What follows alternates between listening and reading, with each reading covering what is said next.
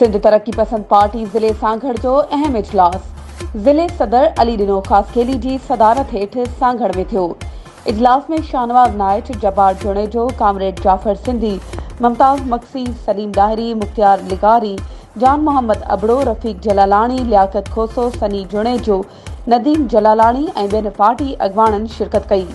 इजलास में ज़िले जे सियासी सूरत हाल जो जाइज़ो वठण सां गॾु ज़िले इंतज़ामिया पारां बरसात मुतासिरनि जी वाहड़ न थियण ख़िलाफ़ ज़िले इंतज़ामिया ख़िलाफ़ एहतिजाजी तहरीक हलाइण जो फ़ैसिलो पिणु कयो वियो। इजलास के ज़िले सदर अली डिनो ख़ासखेली, जब्बार जुनेजो, शाहनवाज़ नाइट ऐं ॿियनि ख़िताब कंदे चयो त सिंध ॿुॾी नाहे पर सिंध हुकूमत हथ सां ॿोड़ी छॾी आहे। अॼु बि ज़िले सांगड़ समेत सिंध जो बरसात मुतासिर बेयारो मददगार दरपदर थी रहियो आहे। हुकूमत नाले का शइ नज़र नथी अचे।